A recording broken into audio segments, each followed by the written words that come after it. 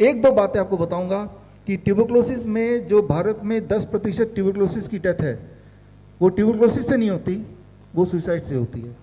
Tuberculosis इतनी भयंकर बीमारी है, या फिर ट्यूबरक्लोसिस का इलाज इतना भयंकर है कि एक इंसान सोचता है इससे बेहतर मर जाना है। 10% ट्यूबरक्लोसिस के patient they die of suicide.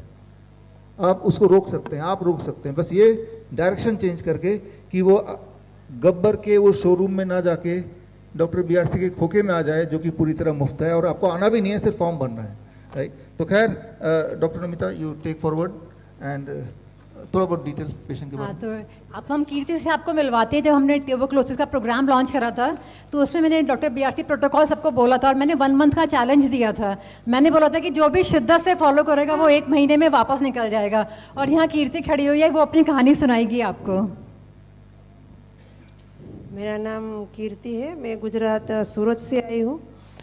सबसे पहले 2019 में मुझे कमर में पेन हुआ, तो हमने एलोपैथी डॉक्टर और कई सारे डॉक्टर को, ऑर्थोपेडिक लेके सबको बताया, तो उसने मेडिसिन दी। हमने कई साल मेडिसिन लिए, और जितनी भी थेरेपी है हमारे गुजरात में जो चलती है ना, वही कि इतना पेन बढ़ता जा रहा था तो थेरेपी बदलते जा रहे थे।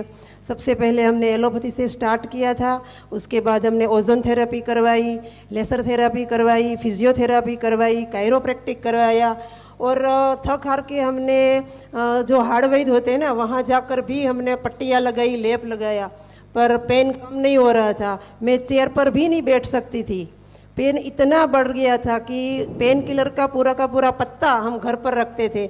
जब भी पेन बढ़ जाए एक गोली उठा कर ले लेते थे। कभी कभी तो गोली भी काम नहीं करती थी। आसपास जो छोटे डॉक्टर होते थे ना, वो उसको हम बोलते थे कि आ जाओ, और वो पेन किलर का इंजेक्शन लगाते, तब मैं थोड़ा बेटर फील करती।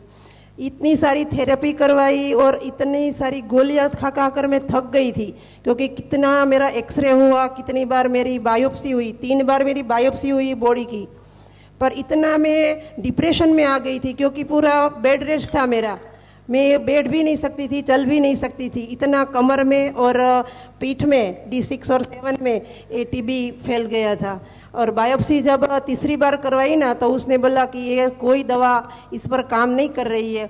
तो फिर मैं इतनी परेशान हो गई और इतना डिप्रेशन में आ गई ना कि सोचती थी कि सुसाइड कर लूँ। हमारे यहाँ तापी है, तो भाग के चली जाती थी गेट के बाहर, घर के बाहर, कि इसमें कूद के जान दे दूँ ताकि इस पेन से मुझे छुटकारा मिले।